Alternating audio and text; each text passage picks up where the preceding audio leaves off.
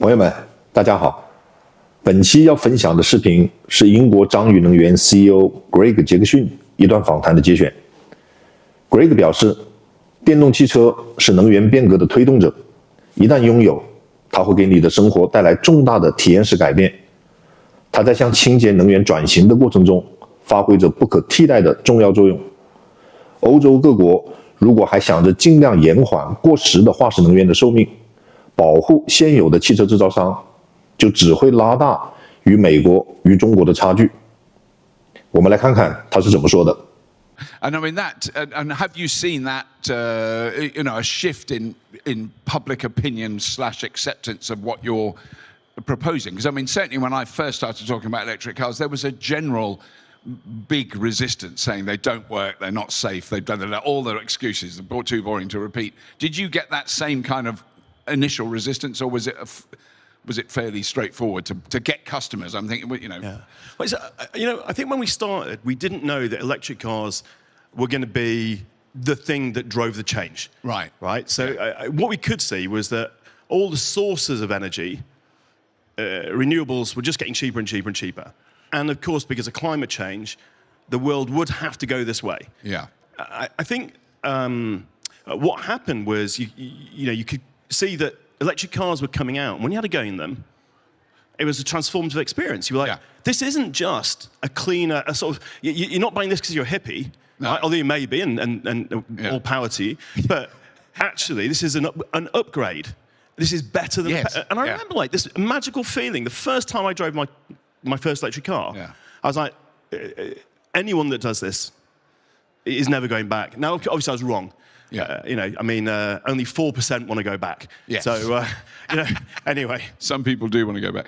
But and would you see then, in a sense, the EV as being a really integral part of that shift? Is that, because I mean, from my experience, it's been people I've known who put solar panels on their roof, just after a few weeks went, well, I could charge my car off those. I'll get an electric car. And vice versa. People who get an electric car go, well, I can fill my electric car from my roof. Is that a correlation you've seen? I think, first of all, policymakers, governments and regulators and industries have obsessed over the source of electricity. I mean, I just did it. I talked about renewables. Yeah. But from a consumer point of view, I think the electric vehicle is the transformer. It's the gateway drug. Yeah. I think solar panels were really ever just for most people a financial instrument. You can get cheap electricity or get a better return on your money than a pension fund or whatever. Right. But for an electric car, it's a significant experiential change in your life. And I think but once you've got that, you absolutely think, hang on, if I can charge this car for, I don't know, 6 times cheaper than driving a petrol car on a smart tariff, what if I get solar panels? And by the way, if I can get electricity that cheap, what if I get a heat pump? And so what we found is once people got an electric car, they start changing everything. And this, I'm sure we'll talk about the sort of the media, you mentioned it already, the media kind of backlash against EVs. Imagine what it is like being the fossil fuel industry at the moment. Yes. Because every single electric car is the end of that bit of power and dominance you've got over someone's life or over an economy. Yeah. And then you see that once people get an electric car, they start getting solar or powering it from green energy or getting heat pumps. And they can see the inevitable accelerating end of fossil fuels. Yeah. And the reason we have this backlash is entirely driven by that existential threat. And the electric car is not only a big part of it, it's the driver of it. Right. Because, I mean, it's got to be, I mean, I have sympathy with the fossil fuel industry simply because what else are they going to do except stop what they've been doing for the last 100 years and completely change their business model, which is incredibly difficult when you've got that massive investment already embedded, Yeah, I don't feel sorry for them. Okay, so, you don't. No, and I think, look, first of all, I'm not religious about this. Octopus is the second biggest seller of gas to households. Right. We do this.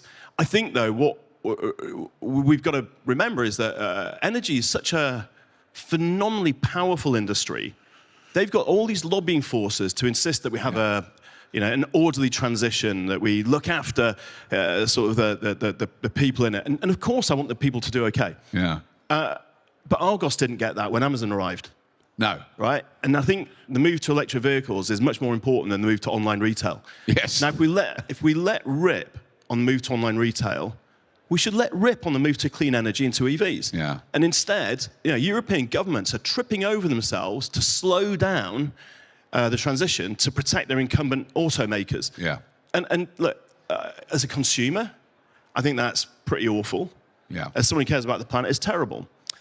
And the tragedy is that the longer they try to extend the lives of those kind of outdated technologies, the more they're opening the gap between Europe, the US, and China, which is investing like billio in the new world. I mean, because you've just been in China, so because I've never been, so you've seen it, and we've heard a lot from Elliot, who lives there, and also we had Bono from BYD on Friday morning.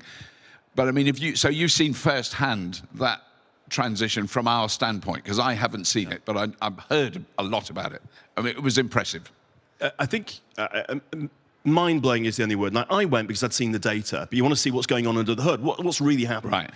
Right. So a few things that I think the West should really think about. The top-level data is that Western countries, the UK, Europe, America, accelerated to about 20% of end use of energy being electricity up to 10 years ago, and they've stalled. Right. China's now at 33% and is accelerating. We've got used to this idea of China as being like, dirty on energy. It's been building coal plants. I think this year is going to be peak coal for China. They are shifting away from it as fast as they were building it. 59% of all the renewable energy built in the world last year was in China. Insane. Yeah. 54% of all the cars sold in China so far this year are electric. It's heading to 60%. The Chinese state oil company predicts no filling stations will exist in China by 2045. By the way, they operate the filling stations. Right. And they're predicting there won't be any by 20. That's right. That's and they're not doing this because they're nice people, although, by the way, they may well be, and if they're listening, but it's because they understand that energy is the primary input to industry. Yeah. And now that renewables are the cheapest form of energy, their industrial competitiveness depends on the shift to renewables. But the other thing that really struck me was on the streets of Shenzhen, Beijing, Shanghai, 5 or 6 years ago, everyone wore face masks, not because of COVID, no, but because of air pollution. Yeah. It's all gone. I was in New York a couple of weeks ago. I'm pretty sure the air in New York was dirtier than the air in Shenzhen. Right. Right? And I think that, for me, epitomizes what's happening at the moment. There's a real risk that in 10, maybe even fewer years' time, we look like kind of middle-income, underdeveloped economies because we're still burning stuff that we don't need to. And I think policy, in a way, it feels like the 1970s for those that are old enough to remember it. I am just honest. And in the 1970s, government in the UK kept trying to defend the existing car industry to the point it became so low quality, so shoddy and so expensive, it died. And what saved it was cooperating with Japanese, not even saved it, just created a whole new one. Yes. Was cooperating with the Japanese companies in the 1980s that had started without all the legacy. And we have to make sure we don't do that to our economy and indeed to our industries. Right. 我觉得 Greg 在谈到太阳能板和电动汽车在推动清洁能源转型中的不同角色和作用时，说得很生动。他把太阳能板比作一种金融工具，通过自发电降低电费、节省开支，甚至将多余的电量卖回电网实现收益。这类似于一种稳定的低风险的投资，但用户的生活方式不会发生显著变化。